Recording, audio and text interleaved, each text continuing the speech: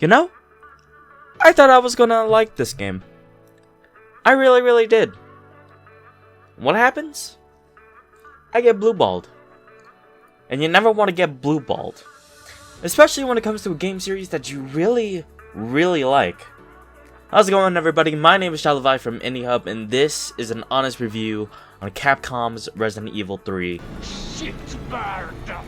Sorry, I mean remake. Resident Evil 3 Remake takes what was so good about the story of the original game and packages it into a modern rendition with a new Resident Evil engine.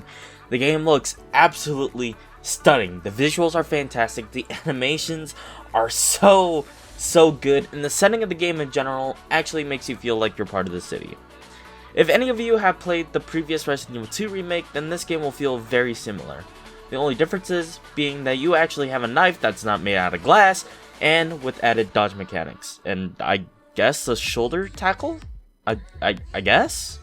The new character development of the remake is an added bonus, turning Carlos from an annoying side character to someone that actually has a little bit of personality. It's alright, you're going ahead. I'm not gonna die on you, leave you in a cold, cruel Carlos's world. As well as the return of the Russian shitbag Nikolai, which I hate all too much. With just over a year of development from Capcom's previous Resident Evil 2 remake, Resident Evil 3 comes in as a really big disappointment, which is something I never expected to say about a game franchise that I love so dearly. I feel as if I have to mention this, however, that the game feels incredibly rushed. This game, to reference, is the full $60 price tag, but with a mediocre multiplayer experience and a 6-hour campaign.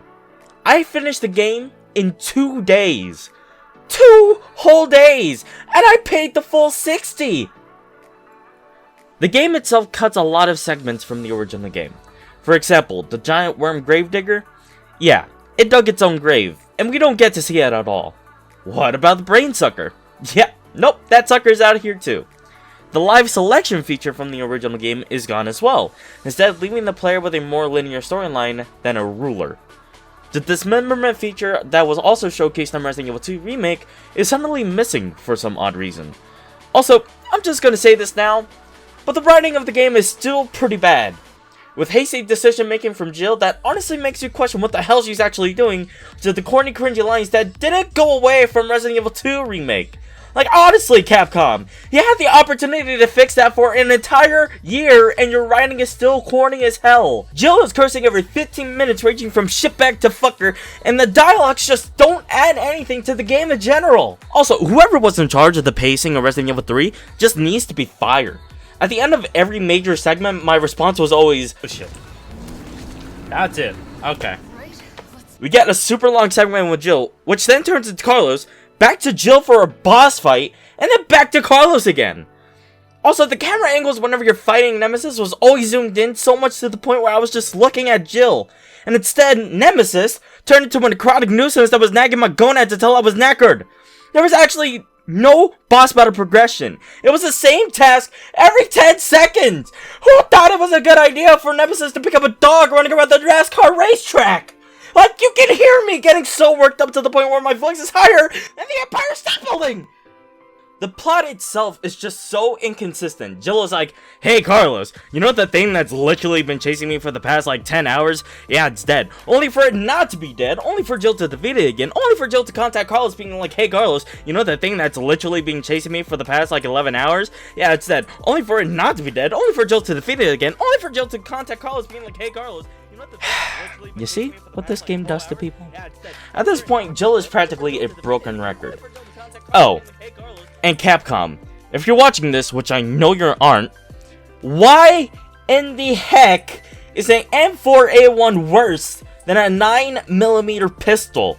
Why in the hell do zombies get killed with one single headshot in the brain in the movies and cutscenes, but whenever we get in the game, the zombies apparently have Kevlar sewn in their skull? There is absolutely no consistency. Like, I would rather fight an entire wave of zombies if that meant having zombies being killed with one shot to the head than have a pea shooter for a pistol. You might as well have given me a goddamn BB gun. Like, I understand I was playing in hardcore mode, but in all honesty, hardcore isn't even all that hard.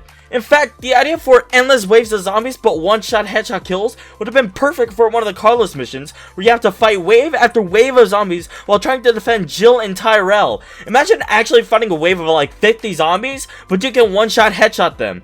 This, while you're trying to balance out trying to fight a hunter, turning on the lights again, and then having to defend yourself against 10 zombies with 50 bullets, but then those bullets don't even kill the zombies with one shot tap to the head. And so then, you have to spend like 40 ammo on like 5 zombies, because zombies are apparently just tanks, and then having to shoulder tackle the rest to the ground while having a knife so dull that you have to swipe your card for $10 for a DLC that gives you a sharper knife that can actually stab him in the brain. Like seriously, a lot of the major time that you spend in this game is sections where the action is so bland and repetitive that honestly it makes you want to punch a zombie until they see stars. I mean, all in all, this game is fun, if you could call it that. But it's definitely repetitive, and the stale action sequences doesn't actually merit the $60 price tag. It's definitely worth taking a look at when it comes to a Steam sale for like at least 70% off, because then that might actually reflect just how good the game can be. You want to know what else is good? Subscribing to Indiehub, because it really does help a lot, and we're trying to give you guys some more content within the next coming weeks. Make sure to also ring that notification bell button so you can get notified of whenever we host our Indiehub Gamecast, or whenever we release a video of some of your favorite games. That's it for me, and I'll see all you guys in the next video.